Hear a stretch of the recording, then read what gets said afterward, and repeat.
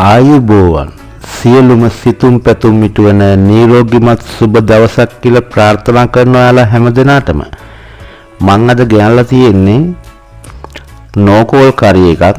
මේ නෝකෝල් කරි එක හොඳ රසට අපිට හදා ගන්න පුළුවන්. මේක මම හදන විදිය බලන්න වීඩියෝ එකත් එක්ක අවසානකම් රැඳිලා ඉන්න කියලා ඉල්ලනවා. channel එකට අලුත් කෙනෙක් නම් channel එක subscribe කරලා එකතු වෙන්න. එකතුලා ඉන්න හැමදෙනාටම ගොඩක් ස්තුතියි. අපි එහෙමනම් යමු වීඩියෝ එකට.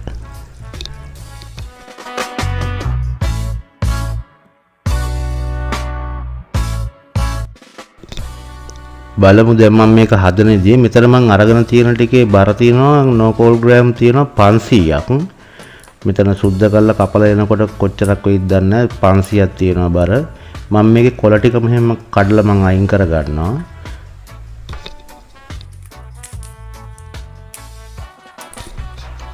දැන් මේ ටික කඩලා අයින් කරගත්තට පස්සේ දැන් මේක බලමු මම මේක හරියට කපා ගන්න විදිය. මේකේ උඩ තියෙනවා පොත්තක්. මේ පොත්ත පොඩ්ඩක් හයියයි.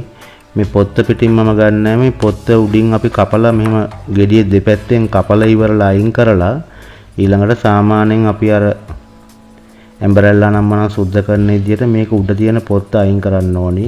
ඒක සාමාන්‍යයෙන් ඝනකම් වැඩි. ඊට පස්සේ මම මේක මේ විදියට හීනෙට කපා ගන්නවා. මේක කපනකොට ඕගොල්ලෝ කැමති විදිහකට මේක කපා ගන්න පුළුවන්. මම මේ විදියට තමයි ඒක කපා ගත්තේ. ඊට පස්සේ මම ගන්නවා මේකේ කොළ ටිකක් මම අහක දාන්නේ. කොළ ටිකක් ගන්න පුළුවන්. කොළ ටික ගන්නකොට මේ කොළේ තියෙනවා දිග නාරටියක් වගේ එකක්. ඒක හයියයි. ඒකත් මම අයින් කරනවා. ඒකත් අයින් කරලා කොළ ටික විතරයි මම ගන්නෙ. කොළ ටික අරගෙන කොළ ටිකත් මම මේ විදිහට හීනෙට කපා ගන්නවා. කොළ ටික මේ විදිහට හීනට කපා ගත්තාම ඕනනම් ඕගොන්ට මේක වෙනම ව්‍යංජනයක් විදිහට මේක තෙල් දා ගන්න පුළුවන්. නැත්නම් මේකට පොල් ටිකක් දාලා මලවල මැල්ලුමක් විදිහට ගන්නත් පුළුවන්. මම නම් අද මේ කොළ ටික ඇවිල්ලා මේ කරි එකටම දාලා හදන්න තමයි ලෑස්ති කරලා තියෙන්නේ.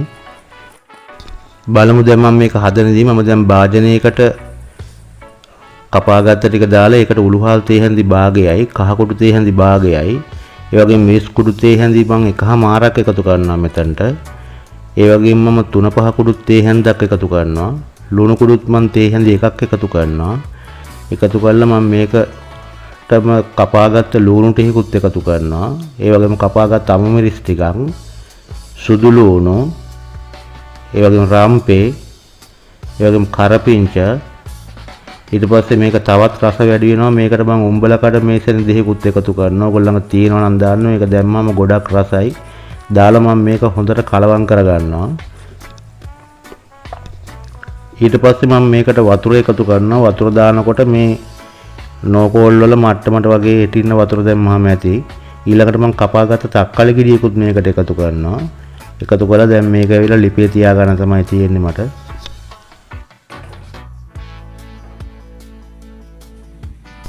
මම දැන් මේක වහලා තියෙනවා. මේ වහලා විනාඩි 7කට විතර පස්සේ දැන් මම මේක ඇරලා පොඩ්ඩක් කලවම් කරනවා. මේකේ අපිට මේ වතුර ටික හිඳෙන්න ඕනේ.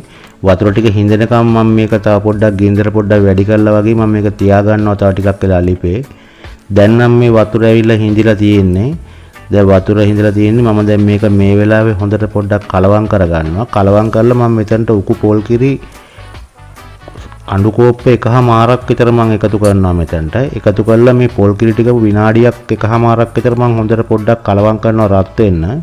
ඊට පස්සේ මම මේකට එකතු කරගන්නවා අර කපාගත්ත නෝකෝල් වල කොළ ටික මම එකතු කරනවා මේකට. කොළ ටික එකතු කළත් මේක හොඳට විනාඩි 2ක් විතර පොල් කිරි ටික පොඩ්ඩක් රත් වෙනකම් මේක හොඳට එක දිගට පොඩ්ඩක් කලවම් කරන්න ඕනේ අපි.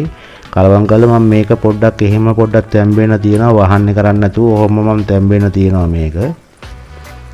දැන් මේක තැම්බෙන්න තියලා මේ විනාඩි 10ක් විතර ගියාට පස්සේ මම දැන් මේක වෙනම භාජනයකට අයින් කරනවා. අයින් කළා මම මේ හදාගත්ත භාජනයේම අයිමත් ලිපේ තියලා එතනට තෙල් මේස හැඳි දෙකක් එකතු කරනවා. ඒකට ඊළඟට අබ තේ හැඳි භාගයයි කපාගත්ත සුදු ලුණු ටිකක්, ඒ වගේම වියලි මිරිස් ටිකක් එකතු කරලා ඉවරලා මම මේක හොඳට පොඩ්ඩක් කරලා ටෙම්පරාදු කරගන්නවා. මම මේක විනාඩියක් එකමාරක් විතර ටෙම්පරාදු කරගන්නවා. ටෙම්පරාදු කරලා මම අර අයින් කරගත්තේ නෝකෝල් කරි එක මම මේකට දැන් එකතු කරනවා. මේක ටෙම්පරාදු කරන්න නැතුවත් ඕගොන්ට ගන්න පුළුවන්. ඒත් රසයි. ඒ වුණාට මේක ටෙම්පරාදු කරාම තවත් රස නිසා මම ටෙම්පරාදු කරේ. මේක ටෙම්පරාදුවට එකතු කරලා ටෙම්පරාදුව හොඳට මේ නෝකෝල් එකට කලවම් වෙනකන් හොඳට කලවම් කරන්න ඕනේ. කලවම් කරලා මේක තව විනාඩි 5ක් විතර ලිපේ තියාගත්තා නම් හොඳටම ඇති අපිට.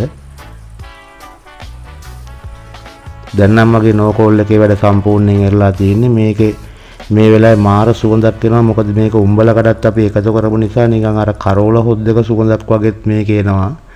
ඕගොල්ලොත් හදලා බලන්න. ඇත්තටම හරිම රසට හදා ගන්න පුළුවන්. එහෙනම් අපි ඊළඟ වීඩියෝෙන් හම්බෙමු. ඔබ සැමට සුබ දවසක්. ස්තුතියි.